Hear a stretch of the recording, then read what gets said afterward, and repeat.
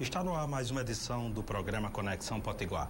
A você que nos acompanha de segunda a sexta-feira aqui pela telinha da Band e pelo portal de notícias do Rio Grande do Norte, www.potiguarnoticias.com.br, o nosso abraço, o nosso muitíssimo obrigado pela sua companhia, pelo carinho da sua audiência de segunda a sexta-feira às 7h30 da manhã. No programa de hoje nós vamos conversar com o professor e ex-deputado Júnior Souto, que é também assessor da deputada federal Fátima Bezerra.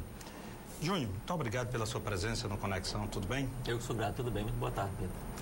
Júnior, queria que você passasse aqui para os nossos telespectadores acerca da sua experiência como deputado estadual. O senhor foi o primeiro deputado estadual do Partido dos Trabalhadores. Perfeito, em 1990 a nossa eleição se deu e exercemos o mandato de 90 a 94.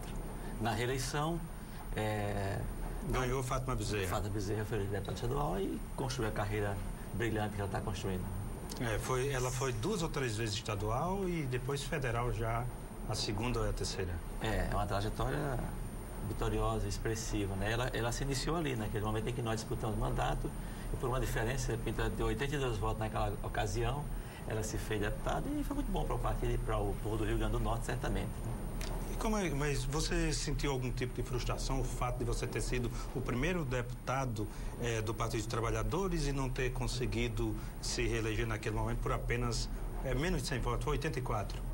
Olha, eu confesso que foi uma experiência muito rica para mim, assim, como indivíduo, como pessoa, eu me enriqueci bastante com as experiências que eu vivi ali, que eu pude refletir sobre ela depois, mas em momento algum eu tive um sentimento de tristeza, de perda.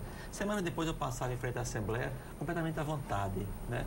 E durante esse período, para ser muito franco, em várias ocasiões eu poderia ter reanimado o projeto de disputa eleitoral, mas me faltou vontade, desejo, apetite, por um conjunto de reflexões que eu fazia a partir daquela experiência e que me fazia ter uma certa falta de apetite para fazer aquela reconstrução da política.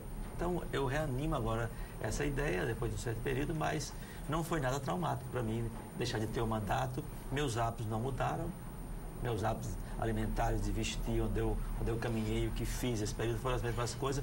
Nunca pensei em experiência parlamentar como se fosse uma carreira, que foi a expressão que eu usei na parlamento para com Fátima. Quer dizer, eu me senti muito privilegiado por ter aquela oportunidade.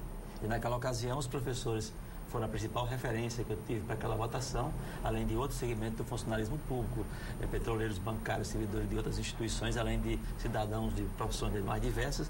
Foi uma oportunidade muito rica para mim, eu acho que foi um momento muito especial e que tem sido objeto de reflexões constantes. Você nunca saiu da política, você continuou militando no seu partido e também junto ao mandato da própria deputada?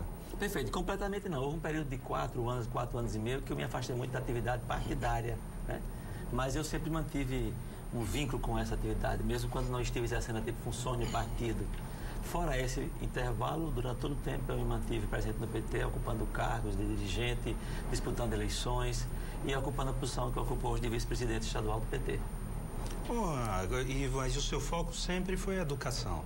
Mesmo dentro do partido ou até no próprio mandato, me parece um foco voltado para a educação. Perfeito. O mandato teve uma dimensão muito de envolver-se com a questão do serviço público. E essa foi a questão, muitas iniciativas, diversos projetos, nós impetramos naquela época, elaboramos naquela época e, de qualquer modo, naquele momento não existia no cenário político de Natal, do Rio Grande do Norte, segmentos outros muito expressivos, a não ser aquela base rural que existia em torno da FETARLE, com que não pudessem dialogar. Então, o diálogo com as forças vivas da política e sindical do Rio Grande do Norte se fazia com o funcionalismo público, e em particular com a educação, de onde eu sou originário como presidente do SINT em 2 ocasiões que fui. Me parece. E como é que você vê, Júnior, essa mudança do Partido dos Trabalhadores, daquele momento em que o senhor era deputado, um tanto quanto mais radical em determinados pontos, e depois mais aberto a alianças, mais aberto a conceitos tido.